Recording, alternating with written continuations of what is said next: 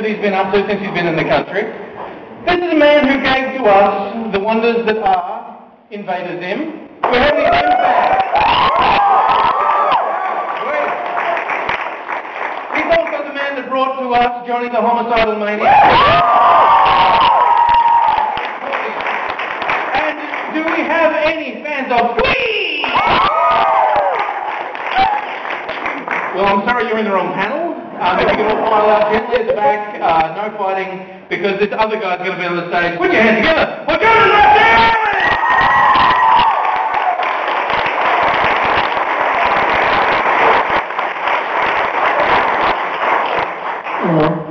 Hello. See, I was so amazed when I clapped eyes on you. Because everything comes out of your head, and it is such a strange, wonderful, odd place, yet you look so normal. I do look quite normal. Congratulations for looking normal! Now, Jhonen, maybe you could start off by telling us a little bit how you got started doing what you do. What's the second mic for? Are you coming up here to sit with me? No, I'm gonna stand here. I'm going to ask you questions. I'm going to stand here. I'm going to ask you questions. But if anyone's got questions, this is your time. So wave at me, and I will literally come running to you. This is my only exercise that I get all year.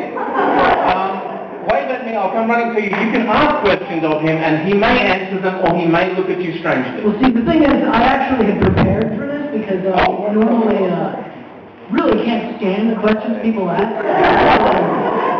So I asked a couple of people online. I had a post on my journal. I had some sort of requirements for questions for the online people to ask that I would answer here. And one of them, it was basically think about what you're going to ask before you ask it, and don't ask any stupid questions. I got very few questions. So if you think about it, telling my audience, please don't ask stupid questions, think about what you're going to say. That apparently warrants me 5 questions, which is really sad. It's upsetting to me, so please don't ask me what my favorite puppy is, or anything like that. Or you can, but I might not answer honestly. So. Okay, well this is a fair enough. I think it's a legitimate thing to ask for questions that make sense. Do we all feel that's fair? Yeah. Now, how about, I've done this before, where the audience gets to sort of judge the quality of the question. So if you dare to stand up, if you actually have like the balls to stand up and ask something that you think might not be, you have to really hope that the question is good. And then everyone, sort of like in the gladiatorial days, yay or nay, and if your question is deemed unpleasant, then everyone jumps on you. At this point, I'd also like to remind you that we do not have a violence policy here at Supanova. If it could be a metaphorical ripping apart, that would be nice. So we have any questions at all for Jhonen? Fantastic. First of all, I really love the work, and during the week I was watching the Hunter Invader Zim. And I'm kind of invited us now because of the introduction, but right now, everyone would love to see your work. But in the beginning, were you ever afraid of the people's reaction, or what was the reaction in the beginning when you? To Zim in particular? When you were starting up, because your first work was quite shocking. So with any great work of art, which is challenging, people kind of get taken aback in the beginning. So were you ever afraid show it in the beginning? What was the reaction? No, I didn't start doing. I don't do what I do thinking I'm gonna horrify people, you know? When I started, you're talking about Johnny, I was probably 19, you know?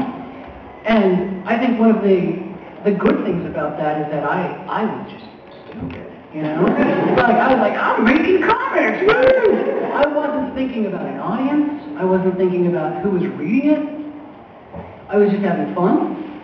So I know there's some people that are, they set out to be as shocking and as horrifying as possible, but And that could work, but I just write about the kind of things that I like. I wasn't doing it for so much an audience. It's just, it finds an audience.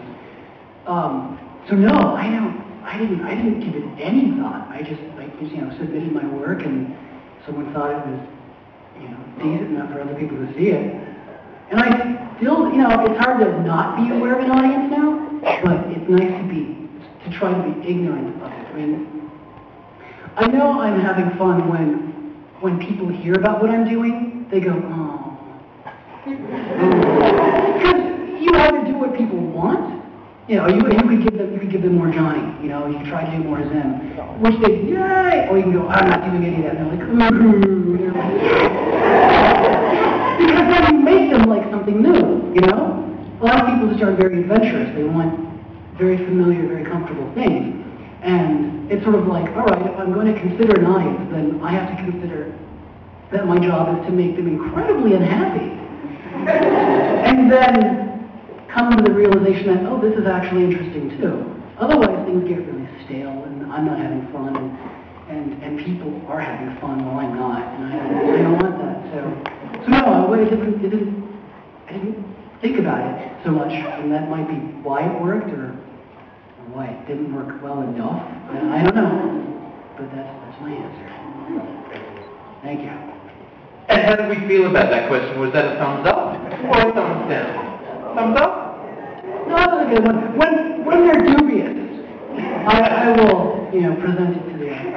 Okay, that's right. That one wasn't dubious? No, that was fine. You did well, man. You did well. Would anyone else like to put themselves in the gladiatorial ring? I'm